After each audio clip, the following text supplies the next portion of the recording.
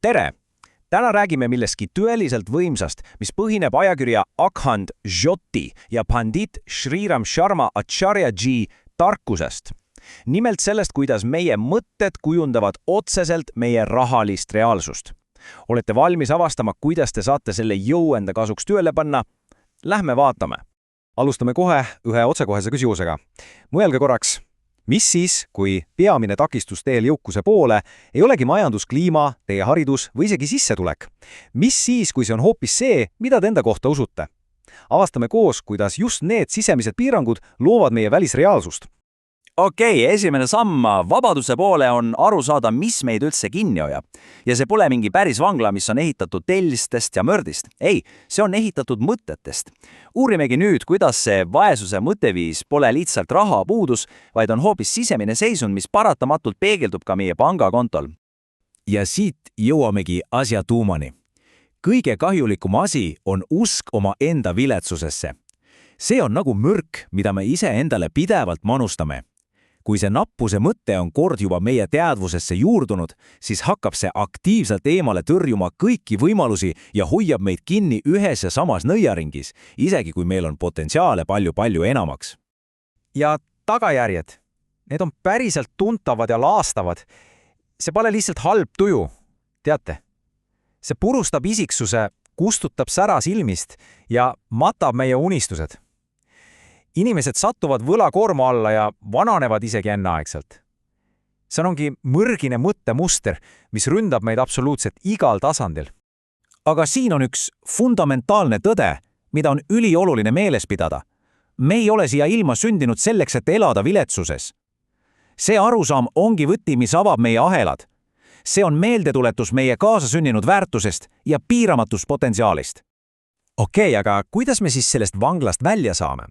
Vastus peitub tegelikult ühes universaalses põhimõttes, lõpmatu varu seaduses.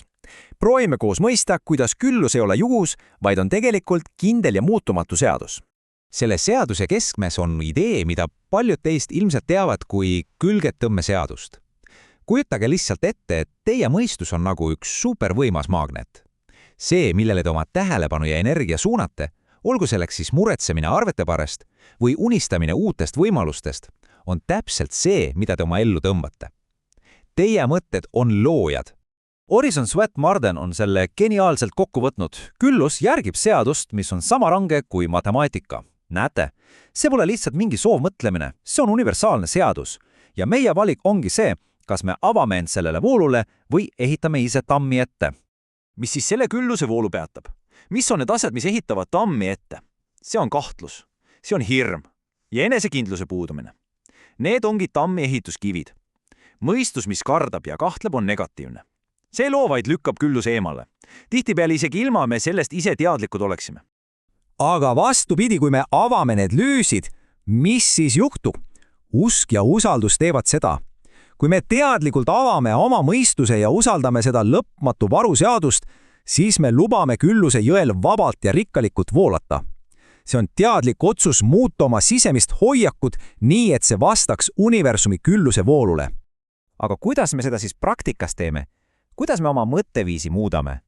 Siin on üks suurepärane metafoor. Sisemine tipavali. Nii nagu me puhastame ja kaunistame oma kodu tipavali festivaliks, peame täpselt sama tegema ka oma vaimses maailmas. On aeg suurpuhastuseks. Ja siin ongi need konkreetsed sammud, mida te saate teha. Esiteks, pühkige ära need negatiivsed mõttemallid, kogu see vaesus ja kitsarainelisus peab minema. Teiseks, värvige oma mõistus optimismiga üle, katke see helgete ja lootusrikaste toonidega. Kolmandaks, täitke oma meel positiivsete kujutluspiltidega, kujutage ette rõõmu, lootust ja õnne. Ja lõpuks, mis on kõige olulisem, viige need mõtted ellu tegudega, hoolsuse ja mõistliku eluviisiga, sest mõtted ilma tegudeta on ju kõigest unistused. Aga teate, ainult mõtete muutmisest ei piisa. See on alles pool võitu. Nüüd algab see tõeline maagia, tõeline alkeemia. Kuidas muuta tarkuse rikkuseks? Need uued positiivsed mõtted peavad olema toetatud tarkade tegudega. Me seisame iga päev, ausalt öeldes, ühe ja sama riste ees. Ühel pool on tark kulutamine, investeerimine iseendasse, oma oskustesse ja annetesse. See on see kulutamine, mis kasvatab sind ja sinu väärtust. Ja teiselt pool on priskamine, raha raiskamine lühiajalistele naudingutele ja mõttetutele asjadele, mis viib ainult allakäigule. Millise tee valid sina? Ja see on üks asi, millest ei saa üle ega ümber. See on fundamentaalne tõde. Meie sissetulek on otseses seoses väärtusega, mida me teistele pakume.